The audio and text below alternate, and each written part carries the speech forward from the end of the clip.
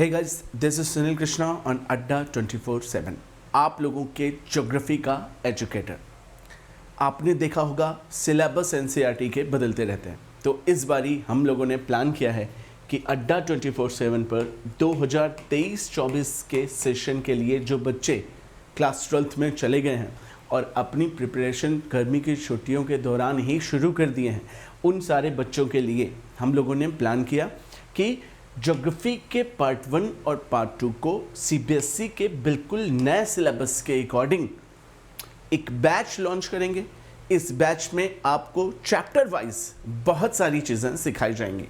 ये आपके basic concept को एनसीईआरटी के बनाएगा, आपका कोर्स कंप्लीट कराएगा, जो कि unit test, half yearly test और बोर्ड के एग्जाम्स के लिए भी बेनिफिशियल है।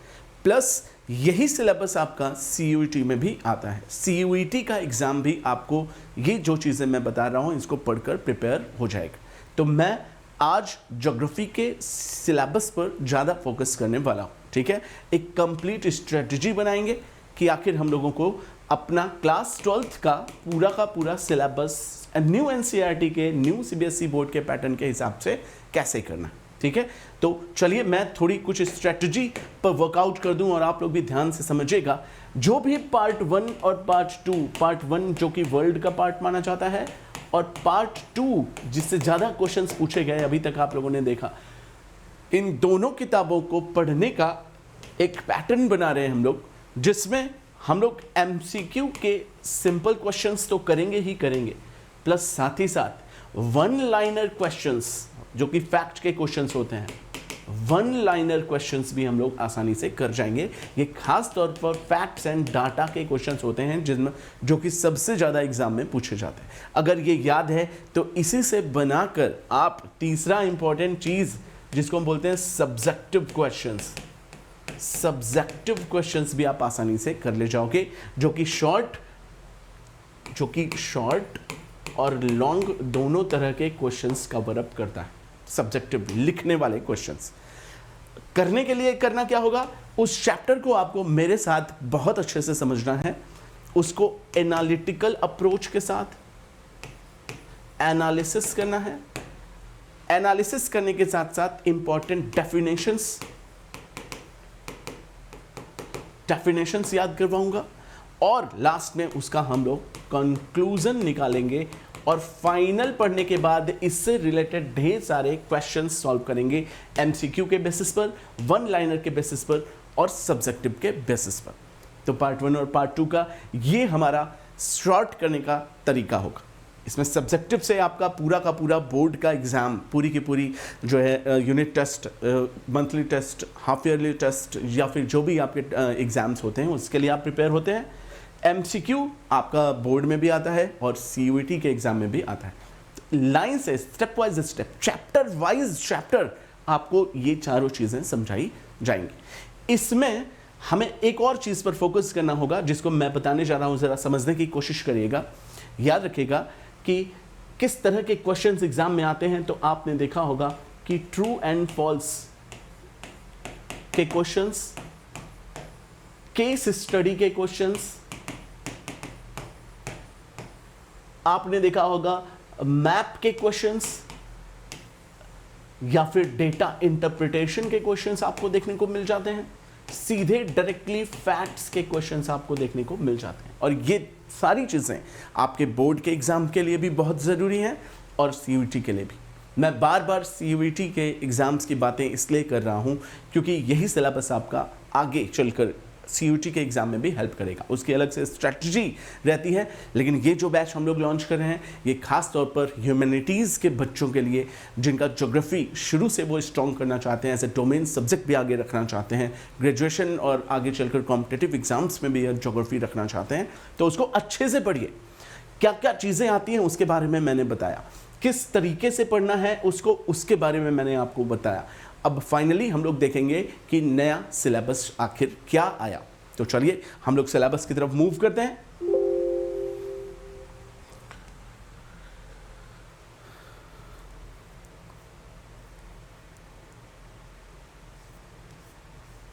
सभी को दिख रहा होगा?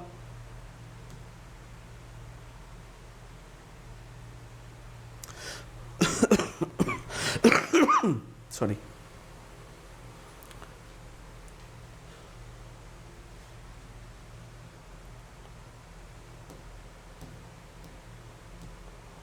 चलिए देखिएगा, सभी ध्यान दें। ज्योग्राफी का पहला जो फंडामेंटल ऑफ ह्यूमन ज्योग्राफी जो कि पार्ट 1 माना जाता है, शायद आप लोगों को दिख रहा होगा, या मैं रुकिए इसको फिर से दोबारा सही करने की कोशिश करता हूँ। 1 मिनट दीजिए मुझे टाइम, मैं बड़ा कर देता हूँ इसको तो थोड़ा आसान दिखेगा आपको। अब चाहिए,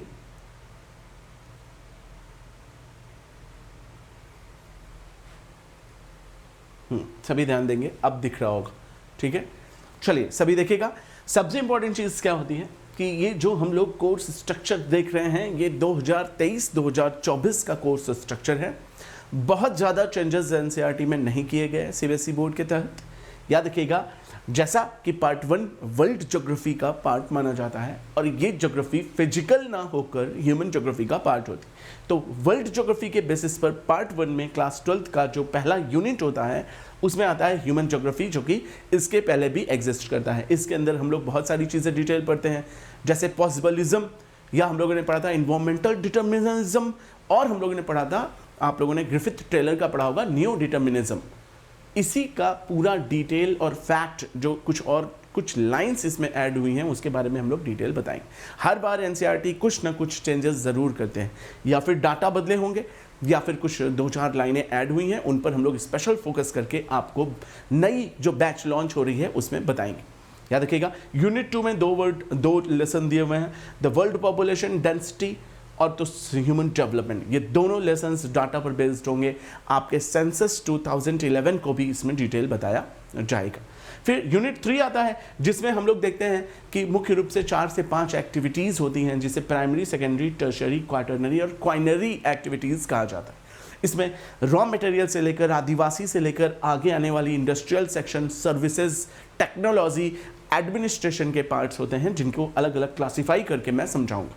ठीक है, इनके अच्छे से नोट्स बनेंगे, इनके पीडीएफ आपको दिए जाएंगे, चैप्टर वाइज क्विज होगा, 1 liner questions, MCQ questions, question का आंसर कैसे लिखें, यहाँ तक की बातें भी हम लोग उसमें डिस्कशन करेंगे। ठीक है, याद रखिएगा कि transport and communication and trade भी आपका यूनिट 3 में ऐड किया गया है। ये हमारा 7वां लेसन है, और इसी बुक का यूनिट 3 में ही एक और लेसन ऐड किया गया है, वो है इंटरनेशनल ट्रेड, जो कि अभी भी पुराने एनसीईआरटी का ही पार्ट है। बस कुछ डाटा और फैक्ट्स और कुछ लाइनें ऐड हुई हैं, उनको हाईलाइट करके दिखाऊंगा कि देखो ये चीज़ें ऐड हुई हैं। ठीक है, अगर हम 12th क्लास को ठीक से पढ़ जाए तो ये आगे की एक बहुत बड़ी बेस बन जाती है, नींव पड़ जाती है कॉम्पिटिशन्स के लिए, सीयूईटी के लिए, और प्लस बोर्ड में अच्छे मार्क्स के लिए आपका कॉन्सेप्चुअल फ्रेमवर्क बनाने के लिए भी काफ़ी अच्छा माना जाता है। ठीक है, फिर आगे बढ़ेंगे, हम कुछ मैप की चीज़ें देखेंगे, और उसके बाद हम लोग अपना सब चीज़ें टॉपिक वाइज एक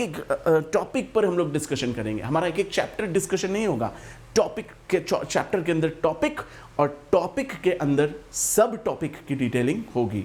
ठीक है, तो याद रखिएगा कि ये जो मैं चैप्टर्स बता रहा हूँ, ये चैप्टर के नाम हैं, इनमें 4 से 6 टॉपिक होंगे, 10 टॉपिक तो मिनिमम होंगे।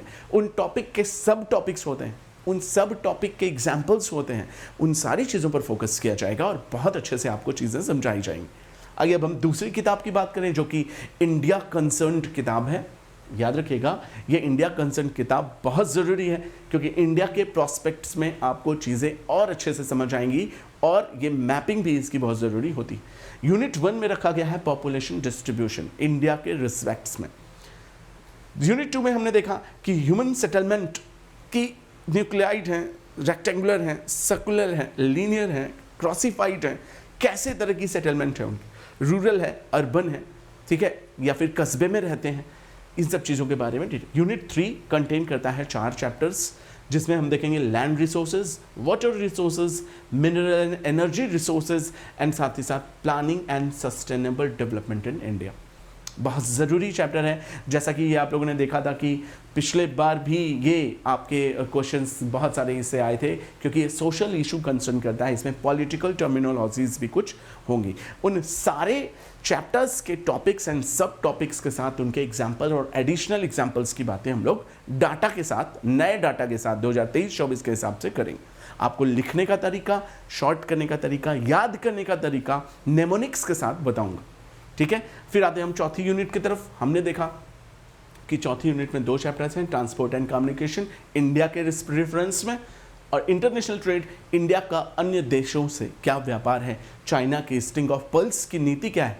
इसी के तहत मैं आपको करंट के कुछ बातें, इंटरनेशनल अफेयर्स, इंटरनेशनल रिलेशनशिप, ये सब चीज़ों के बारे में हम लोग, डिप्लोमेसीज़ के बारे में हम लोग पढ़ेंगे। मतलब बहुत सी ऐसी एडिशनल चीज़ें भी जो आपको जाननी ज़रूर चाहिए, ठीक है। सिलेबस से हटकर चीज़ों को डिटेल, ताकि आपका कॉन्सेप्ट क्लियर रहे, ठीक है। फिर यूनिट 5 की अगर हम बात करें तो इसमें एक ही चैप्टर डाला गया है, geographical perspective on selected issues and problems, pollution, radio activity, ठीक है, या फिर ग्लोबल वार्मिंग, इन्वायरमेंटल इशू, तरह तरह के प्रॉब्लम्स जो हमारी लाइफ में हैं, उन सारे प्रॉब्लम्स पर फोकस करेंगे। आगे की सरकार की क्या क्या नीतियां हैं और उन नीतियों के तहत क्या क्या सल्यूशन निकाला गया, उनकी क्या क्या प्रोजेक्ट्स हैं सरकार के, तो इन सारी चीज़ों के बारे में डिटेलिंग, फिर उसकी मैपिंग, और लास्ट में हम लोग उसके प्रैक्टिकल सेक्शन को भी ध्यान रखेंगे।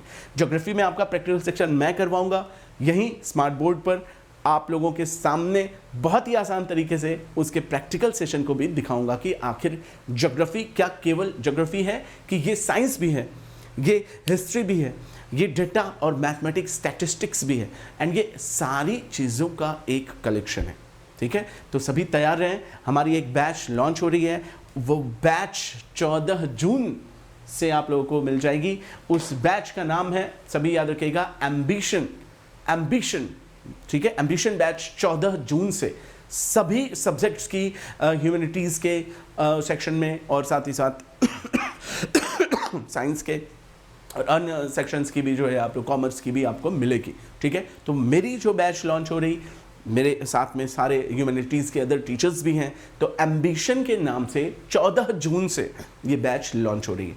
आप लोगों को करना कुछ नहीं है, टच में रहना है, यूट्यूब से अपडेट रहना है, और आप लोगों को चैनल को सब्सक्राइब और लाइक किए रहना है, ताकि बेल आइकॉन दबाए रहना है, ताकि जो भी अगली इन्फॉर्मेशन आती है उस बैच से रिलेटेड, एडमिशन कैसे लें, उसे कैसे जुड़ें, पहले यूट्यूब पर उसे वार्म अप लें, और फिर उसके बाद बैचेस में आकर जुड़कर सीरियस पढ़ाई करें, एक अच्छी कॉपी बनाएं, हेडफोन लगाकर पढ़ें और टीचर की बातों को ध्यान से नोट करें, ठीक है। और सिस्टमैटिक पढ़ने के बाद जब आप घबराहट में नहीं पढ़ते, जैसे अभी हम लोगों ने देखा कि बच्चों का अचानक में CUET का एग्ज़ाम था, एग्ज़ाम देकर खाली हुए, फिर CUET में लगे, फिर सारे बच्चों की ज़्यादातर हम लोगों ने एक जो रिपोर्ट बनाई वो ये देखा कि परेशान हो जाते हैं सर कम समय में तैयार करने में। अगर हमको साल भर मिलता या 6 महीने से 9 महीने मिलते तैयारी के, तो हम अच्छी प्रिपरेशन कर ले जाते। तो इसी स्ट्रैटेजी को ध्यान में रखते हुए उन बच्चों को, जो बच्चे अभी से मेहनत करना चाहते हैं, थोड़ी थोड़ी मेहनत, किश्तों में आजकल ज़िंदगी चलती है, EMI चलती है, कि बड़ी रकम नहीं दे सकते लेकिन EMI तो दे सकते हैं, तो ये वही पढ़ाई है जो EMI की तरह से कराई जाएगी। बड़ा सिलेबस है, लेकिन अगर हम रोज़ थोड़ा थोड़ा पढ़ें इसको, तो आसानी से ये सिलेबस कंप्लीट हो जाएगा और आपके ऊपर ज़रा सा भी प्रेशर नहीं आएगा, और आप एग्ज़ाम तक फुल कॉन्फिडेंट रहेंगे। हम एग्ज़ाम के समय में प्रैक्टिस सेशन करेंगे, ठीक है।